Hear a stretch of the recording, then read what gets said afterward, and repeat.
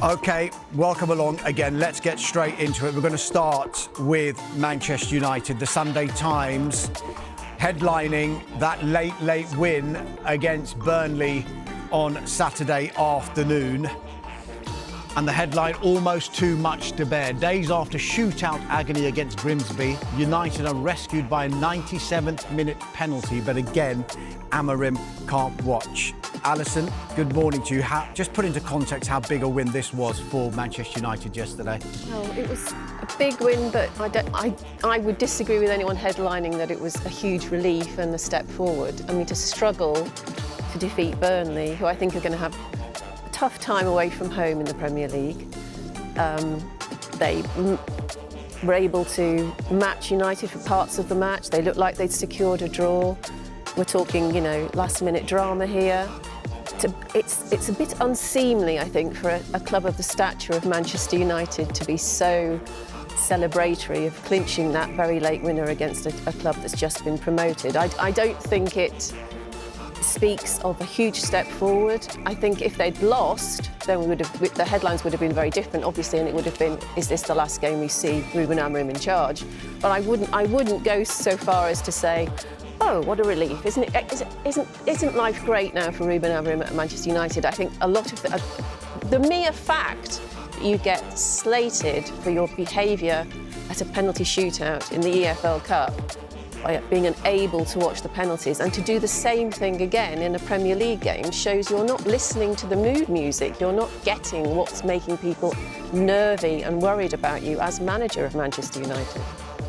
Just picking up on what Alison said there, Charlie, if we look inside the Sunday Times, it's actually referring to what you said. Jonathan Northcroft's piece says, United in 2025, even beating Burnley is big.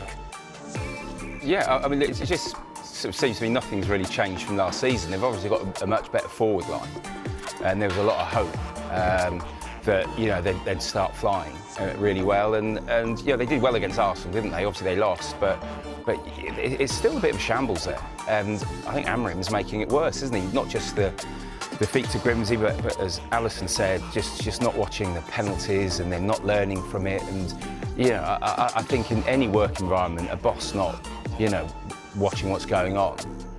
I mean, my boss probably, when my match reports land with a few late goals, probably not looking at the screen. But generally, it's just poor form, and I don't know what message he sent to the players. The next few weeks, I still think his job hangs in the balance. I don't think yesterday's result makes a blind bit of difference.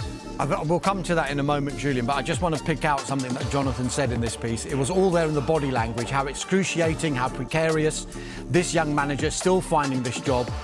Also a million miles from Fergie, who would stand with the burning stare of his forever fixed on his players. But these are different times, and in these times for United, even beating Burnley is big. Is that where Manchester United are right now? Yeah, I think so, and that's where Ruben Amorim is as well, and that's part of the problem. I don't think he's got the personality to lead this team, and this is it. It's Manchester United we're talking about here, and to be the manager of Manchester United, you need all those qualities to be the leader, to be strong when things are not doing well. You mentioned Ferguson, when things were not doing well, we're still that leader, and yeah, he turned things around, took a bit of time, but Ruben Amorim is just not that guy, and I don't think this job is for everyone, and I don't think it's for him. But if the producer of this show stood in the corner of the room, and as we were talking, he had his head in his hands, we'd all think, oh, what are we doing wrong? Probably has. Well, we would start thinking, we're doing something wrong, we're full of self-doubt. What you want is someone smiling, giving you the thumbs up, looking confident in you, looking like, reflecting the fact you've had chats in the week, you've had training sessions. And if the manager's confident of how the training sessions are going, that should be reflected in his touchline demeanour, surely. Imagine then the producer coming on Sky Sports News and saying, oh, I hate Alisson and Charlie and Jules and Downs, and then us hearing that, like Amorim said on Friday in his press conference, I hate my players, I want to quit, I don't want to be here, I'm scared. And yes, he also said sometimes I love them. This is not how he should behave. Are we overreacting maybe? I mean, if we look to the Sunday Mirror, because despite this win, there is still huge speculation over Ruben Amorim's future. Ru going, bosses fear Amorim will walk out at Old Trafford. Players exasperated at his tactics, supported in the transfer market but still a struggle. Grimsby dugout antics a red flag for United Chiefs. Do you think he will still be there? Because after that Grimsby game, he did actually say, yes, we've got to win on Saturday against Burnley, and then in the international break, we will sort things out. It was quite a cryptic message, and a lot of people were speculating what that actually means. Does it mean sorting it out with him not there? I think with him and Sir Jim Ratcliffe and the people above him, which he did already at the end of last season, let's not forget that he had a big meeting with them and said, listen, if I'm the problem, I'm leaving. And I really don't think he's enjoying all of this, really. This is not him.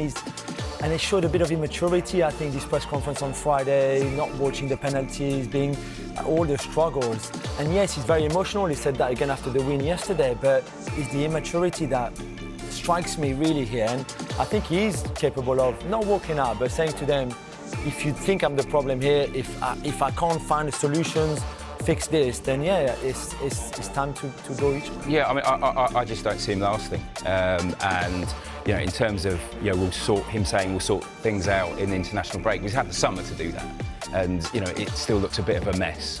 And just again going back to not watching the penalties, I just think that would be seen as the iconic moment of his spell in charge, a bit like Steve